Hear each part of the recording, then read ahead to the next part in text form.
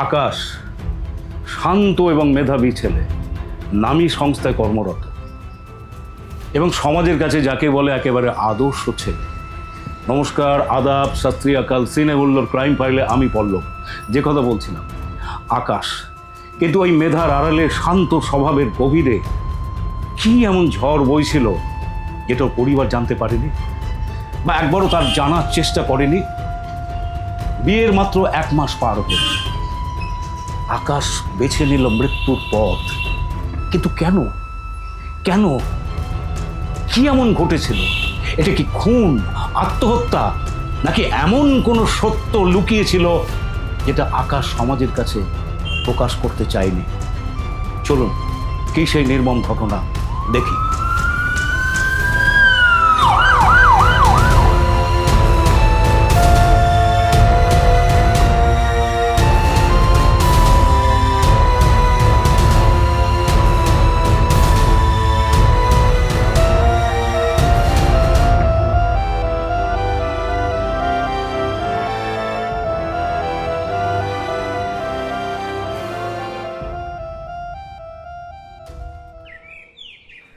Laptop কিন্তু বেশ কিছু কথা বলছে প্রবীরবাবু।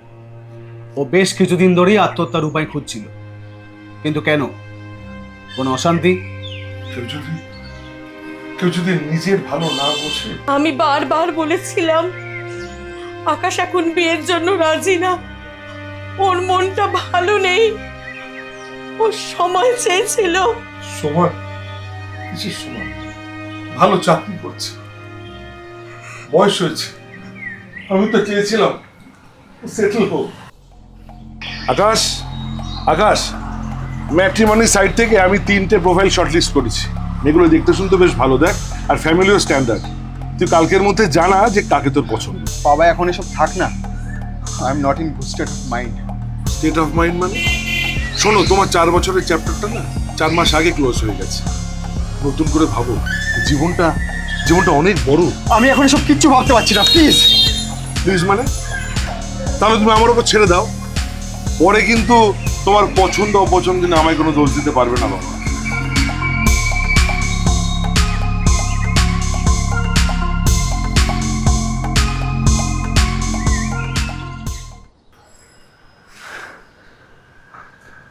আমি আর পারছি না রে রোহিত। বাবা ম্যাট্রিমনি থেকে একটা মেয়ে ঠিক করেছে, সামনের সপ্তাহে হয়তো রেজিস্ট্রি হয়ে যাবে। আরে বাবা, তুই বলছিস না কেন বাড়িতে যখন বিয়ে করবি না? তোর একটা পাস্ট রিলেশনশিপ আছে, সেটা জানে না কাকু? জানে, কিন্তু ওরা ভাবে বিয়ে করলেই সব ঠিক হয়ে যাবে। আসলে ওরা বুঝতেই পারছে না যে আমার বুকের ভেতরটা ফাঁকা হয়ে যাচ্ছে।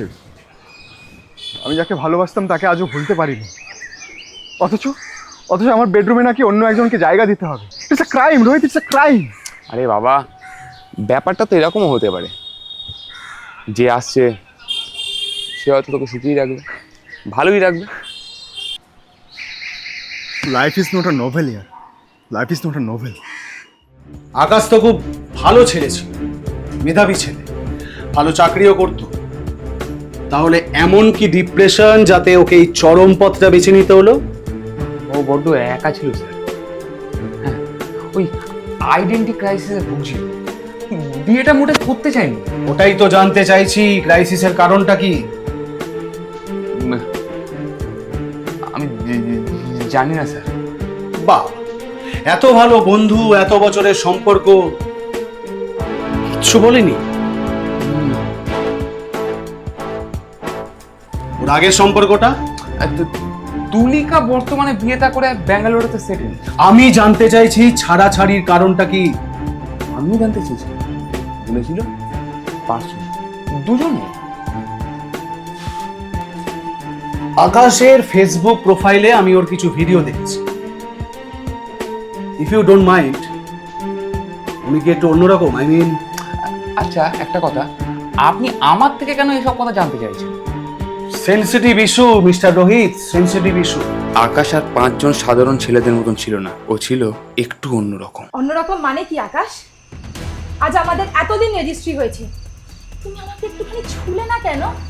অফিস থেকে এসে হয় তুমি এই ল্যাপটপে মুখ গুজে থাকো, নয়তো রোহিতের সাথে গুজগুজ করো ফোনের মধ্যে।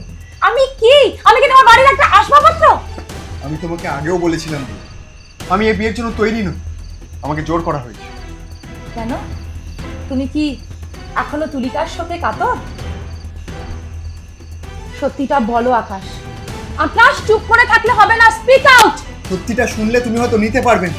তাছাড়া আমাকে একটু একা ছাড়ো প্লিজ। একা থাকবে বলেই কি আমাকে বিয়ে করেছিলে, নাকি অন্য কোনো কারণ আছে? অন্য কারণ? অন্য কি কারণ থাকে? আকাশ, আজ আমাদের এতদিন হয়ে গেছে, রেজিস্ট্রি হয়ে গেছে, তুমি কিন্তু একবারের জন্য আমার কাছে আসার চেষ্টা করোনি। আমি কিন্তু তোমার কাছে যাওয়ার অনেকবার চেষ্টা করেছি।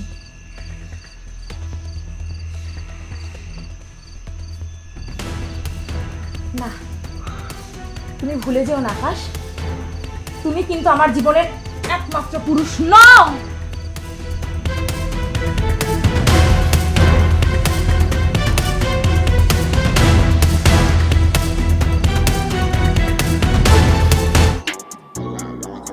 আকাশের ল্যাপটপ রেকর্ড বলছে বিয়ের 2 দিন পর থেকেই ও ডিভোর্স সার্চ করে। সেদিন রাতে ঠিক কী কথা হয়েছিল আপনাদের মধ্যে? আপনি তো ভালো করেই জানেন, যেদিন এই ঘটনাটি ঘটেছিল সেদিন আমি ছিলাম না ওদের বাড়িতে। এমন কি মানসিক আঘাত দিয়ে গেলেন যাতে ছেলেটা এইরকম একটা সিদ্ধান্ত নিল? দিনের পর দিন ও আমাকে বাড়িতে একটা মূর্তির মতো করে রেখে দিয়েছে। কি চেয়েছি আমি? ও আমার দিকে একটুখানি তাকাক, আমার সাথে একটু ঝগড়া করুক, অ্যাটলিস্ট আমার সাথে একটু কথা তো বলুক। কিন্তু আঘাত তো আমি পেয়েছি অফিসার। আপনার ব্যবহারই হয়তো ওকে আস্তে আস্তে খাদের ধারে ঠেলে দিয়েছিল, ওকে একা করে দিয়েছিল। বাহ, ও সুইসাইড করলো বলে এখন শব্দ আমার? সুইসাইড কি সুইসাইড নয় সেটা তো তদন্ত সাপেক্ষ। আর আমরা দেখব যদি সুইসাইডও হয়ে থাকে কেউ ওকে প্রভোগ করেছে কিনা, সেটা কিন্তু আমরা খুঁজে বের করবই। আকাশ তো মুক্তি চেয়েছিল অফিসার। হ্যাঁ, আমিও মুক্তি চেয়েছিলাম। আমি চেয়েছিলাম আমাকে ডিভোর্স দিয়ে মুক্তিটা দিতে। এক্স্যাক্টলি, মুক্তি। মুক্তি তো পেল, গলায় ওড়নার ফাঁস লাগে। এখন সেটা ওর নিজের সিদ্ধান্ত নাকি? অফিসার, আপনি কিন্তু এবার আমাকে অহেতুক হ্যারাস করছেন। আইন কিন্তু একটু একটু আমিও জানি। আকাশের বডিটা যখন উপর থেকে নামানো হলো আপনি পাশের ঘরে ফোন চেক করছিলেন কেন? হ্যাঁ, আমি চেক করছিলাম। ফাইনালি দেখতে চাইছিলাম যে ওর সাথে রোহিতদার কোনো রকম লাস্ট যোগাযোগ হয়েছিল। কি পেলেন? করেছিল। রোহিতকে সন্দেহ হয় আপনার? আকাশের কাছে ওর বন্ধুত্ব আর ওর ইগো আমার থেকে অনেক অনেক বড়, আর আমি সেটাই ফাইনালি দেখতে চেয়েছি। আপনি কিন্তু ডিপ্লোম্যাটিক অ্যান্সার দিচ্ছেন। এরপরে আবার ডাকলে অহেতুক বা অকারণ বলে এড়িয়ে যাবেন না নিশ্চয়ই? আপাতত আপনার নিশ্চয়ই আর কিছু জানার নেই। ঠিক আছে, আপনি এখন আসুন।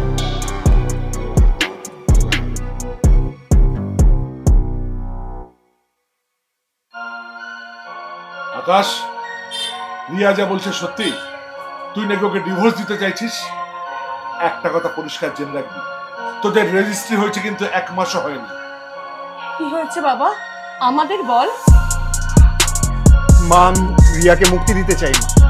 আমি আর ওর সাথে থাকতে পারবো না। এই, একটা কথা পরিষ্কার জানবি, সমাজে আমার একটা সম্মান আছে। আমার অফিস কলিগরা শুনলে কি বলবে? আচ্ছা বাবা, তোমাদের কাছে কি ওই লোক লজ্জা আর সম্মানটাই বড়? আমার ভেতরটা যে রোজ একটু একটু করে মরছে সেটা তোমরা দেখতে পাচ্ছ না? আমি তো তোমাকে আগেই বলেছিলাম আমি পারবো না, তবুও তুমি জোর করে ওই ম্যাট্রিমনি সাইট থেকে মেয়ে পছন্দ করে আমার বিয়ে দিলে। কি তুমি ছেলেটা কিভাবে মারলে? কাল সকালে রিয়া এই ডিভোর্সের ভূত তুই মাথা থেকে সরাবি। আর যদি আমাদের মান সম্মানের দাম না দিস তাহলে জানবি তোর বাবা মরে গেছে। ও, বাবাও আছো? মা, আমি ও বাড়ি চলে যাচ্ছি। এইভাবে চলে যাস না মা। আকাশটা একটু জেদি, ও বুঝতে পারছে না তুই তো আমার লক্ষ্মী মেয়ে। তুইও যদি এভাবে হাল ছেড়ে দিস তাহলে আমার সাজানো সংসারটা যে ছাড়খাড় হয়ে যাবে মা। মা, সংসারটা করার জন্য দুটো মানুষের সমক্ষ দরকার হয়। বৌমা, আকাশের হয়ে আমি তোমার কাছে ক্ষমা চাইছি। বাবা, জেনেই হোক আর না জেনেই হোক, এখানে প্রত্যেকে যারা আছে আমাকে জাস্ট ঠকানো হয়েছে। আমি আর এই বাড়িতে থাকবো না। I can't stay here. ওকে যেতে দাও মা, এমনিও তোমাদের সাথে থাকতে চায় না। আলাদা ফ্ল্যাট, আলাদা সংসার, আর সেটা আমার পক্ষে। এই বিষয়ে তুই আমাদের সঙ্গে আগে কথা বলিসনি কেন?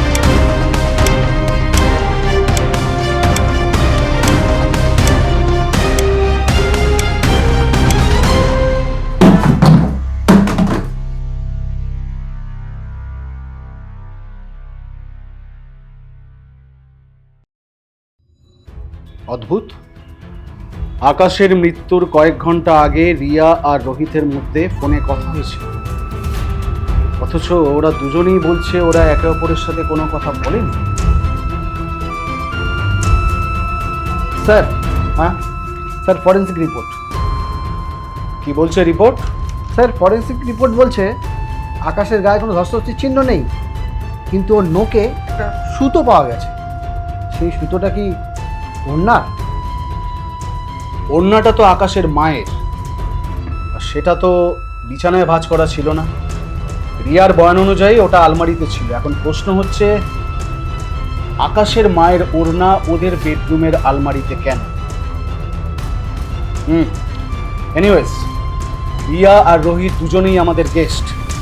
ওদের দুজনকে আলাদা সেলে যত্ন করে রাখো। It's not just an suicide Dutta, it's a conspiracy. Yes sir.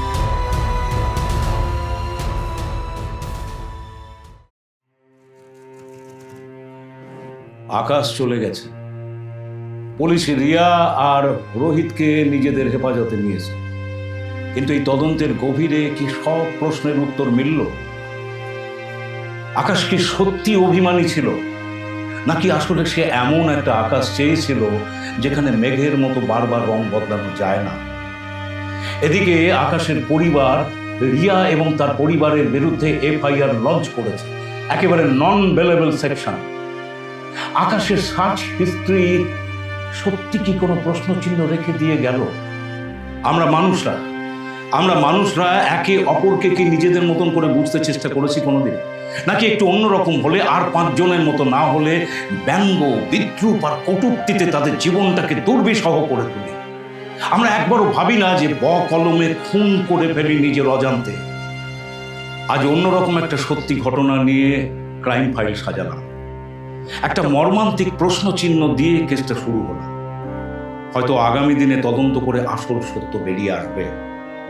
তবু বলবো, নিজের মনের ব্যথা, অব্যক্ত যন্ত্রণাকে লুকিয়ে না রেখে পাশের মানুষের কাছে শেয়ার করুন, একে অপরের পাশে থাকুন।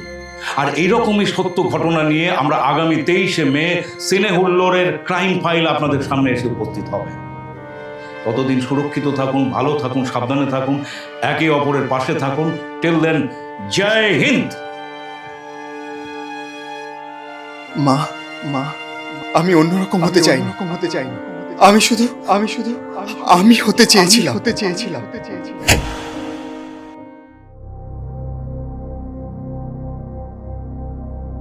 প্রতিদিন সমাজে কত কিছু ঘটছে, আমরা কিছু জানতে পারি না। তাই বলবো, সাবধান, নিজে সজাগ থাকুন, অন্যকে সচেতন রাখুন। মনে রাখবেন, এই প্রথম মুঠো ফোনে সত্য কাহিনীর ছায়া অবলম্বনে ক্রাইম ফাইল শুধুমাত্র সিনে হুল্লোড়ে। আমরা আমরা সেই সত্য ঘটনাটা আপনাদের চোখের সামনে তুলে ধরবো, কি করা উচিত আর কি করা উচিত নয়। তাই মনে রাখবেন বন্ধুরা, চারিদিকে যে এত অন্যায় অবিচার চলছে,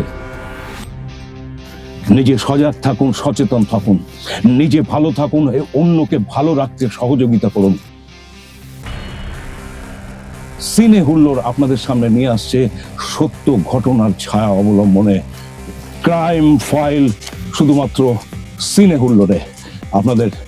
আপনাদের চোখ থাকুক সিনে হুল্লোড়। টিল দেন, জয় হিন্দ।